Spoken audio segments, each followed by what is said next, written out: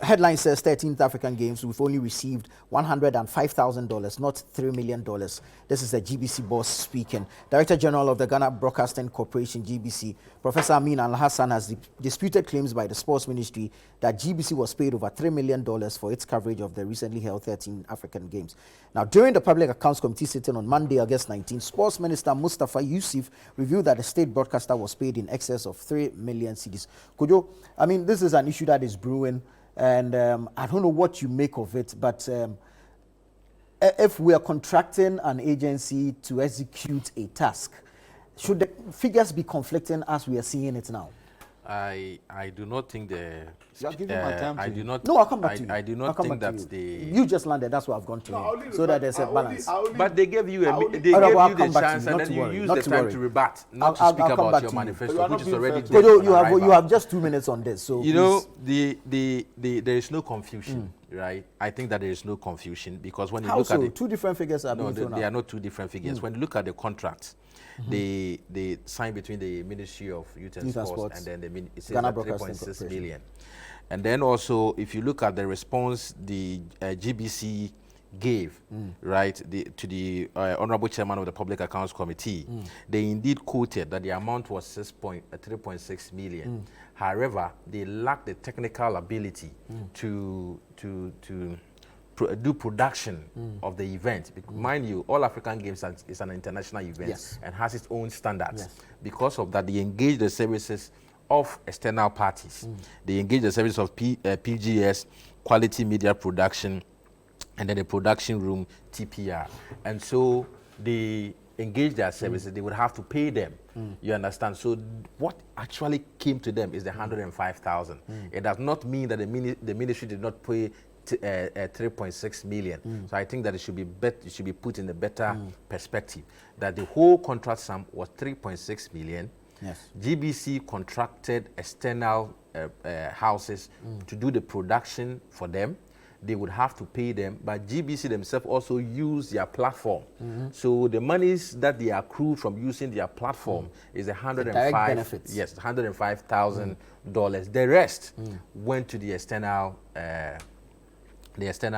companies that came to do the production. I think that the conversation should be how do we resource GBC so that next time when we are hosting such an event, because I know Ghana is about hosting the African Athletics Championship.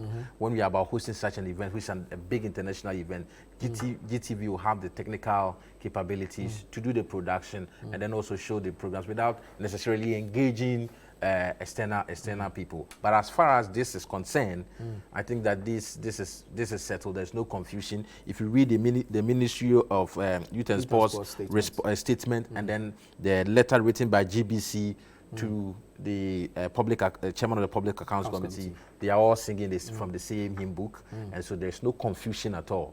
However, if there is any discussion that we would have to do is how to resource GBC, build GBC, so that in case we have such tournaments, we will be able to rely on their expertise. All right, Kojo, thank you very much. Let me come to you. You think there was a lapse in the communication of the figures, especially to the Public Accounts Committee, for which, brought out this reaction by the Director General of the GBC?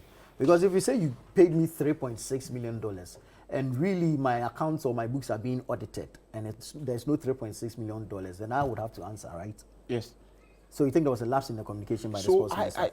You see, or you think he still has questions to answer? There are more questions, which will include. Yes, you see, for instance, it is not Kojo who is saying that this amount of money was paid to GBC. It wasn't Kojo who says that this amount of money that they got from the sports ministries. These are the heads of these organizations. GBC, not any other person than the managing director of GBC. The youth and sports ministries, not even the deputy minister. It is the sector minister who says that they paid this amount of money to GBC. And the receiver is saying that this is the amount of money I received. So the question is, where is the money? These letters or this statement that came out, I saw my good brother Mustafa Yusuf I saw, I mean, the release last night, and I read through it. So, I mean, the question is, the receiver is saying that he received $105,000 US. That is for dedicating a channel to the games. So whatever amount, I'm saying that if you are the managing director of, how do you call it? ChannelOne. ChannelOne TV. All revenues that comes here, certainly the head of finance will notify you. Exactly. Especially these are contracts. A contract that has been executed and payment is supposed to be made. Certainly the managing director will be informed when and how the money is going to be paid. And so I don't think that what the man is saying, he only spoke and got to realize that these monies were paid. And if you read... Could it be that he spoke about only what came to GBC? No. I think that putting his letter... That is what I'm saying. I wanted to help you. You see, when you read their letter... This is the GBC's letter or the ministry's letter? The GBC letter. And afterwards, when you look at the GBC letter, written letter to PAC. August 20th, PAC. Yeah. The GBC says when was this letter the agreement, 20th of August. 20th of August. I will share with you. He says that per the agreement with the Ministry of Sport, GBC as an official broadcaster was to supervise the technical production teams that were to bring into the country their own production equipment to undertake the production of African games. It is important to claim that GBC was not the official broadcaster, but was the official broadcaster, but was not responsible for the technical production of the game. The technical production was outsourced, as GBC did not have the equipment to produce that. Now, when you look at it, out of the total payments made for the games, out of the total payments made for the games, this letter, I think it's clear now. 105,000. So it says out of the payment, and then the ministry details the date. It's clear. When was this letter written? This was 20th. That was yesterday. Yes. Yesterday. When the minister's response was equally yesterday. Yeah. Yes. Was this letter read at PAC meeting yesterday? I'm not sure of that. I cannot speak to that because I'm not sure. No, please. No, so I'm coming. Exactly. No, please. I just asked this question because it was after. And I don't think that at the time the managing director was speaking, he was not aware of this payment transactions. So we are talking about after. There are two things here.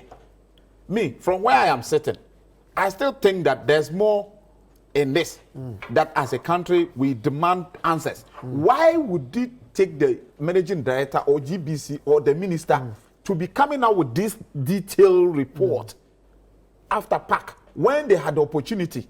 They could have presented same facts when they met with PAC. They could have written to PAC to try to explain the tranches, how the money came in. They didn't do that.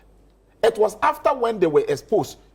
The minister says they paid $3 million, and then the receiver says that no, we only got 105. And so because public Ghanaians were now told about this issue and people were now asking questions, they needed to come back.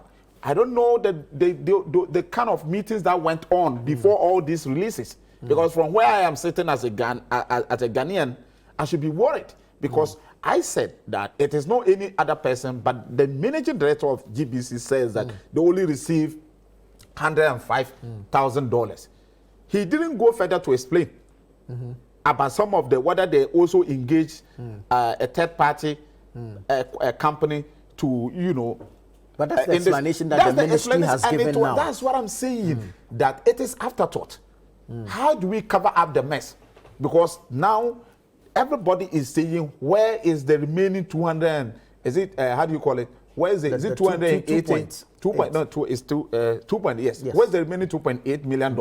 So there's a need for them to create answers. And for me, from where I am sitting, these are created answers. But that is not actually what actually transpired as far as the contract is concerned. Because if this is what transpired during the execution and payment, at least the managing director would have said this.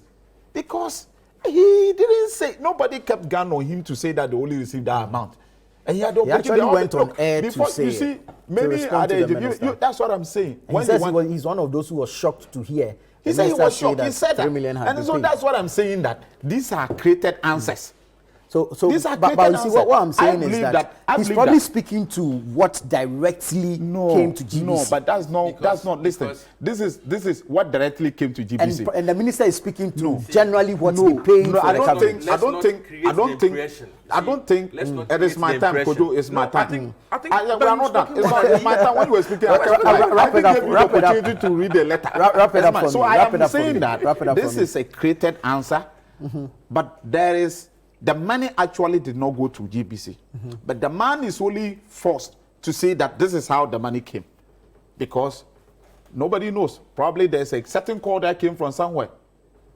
I don't know. Well, that's your guess is as good as mine. Because yes, I have every right to say that we will not take these answers. And I'm saying that when the next NDC government, inshallah, in 2025, we are going to investigate into this. Thank you, Honorable. Could you, are we wrapping up? 30 seconds on this. We're wrapping up, but we've actually expended our time. Well, in wrapping up, I would like to tell the Ghanaian populace that, as I indicated earlier, right, the pride of history is the understanding of modern times.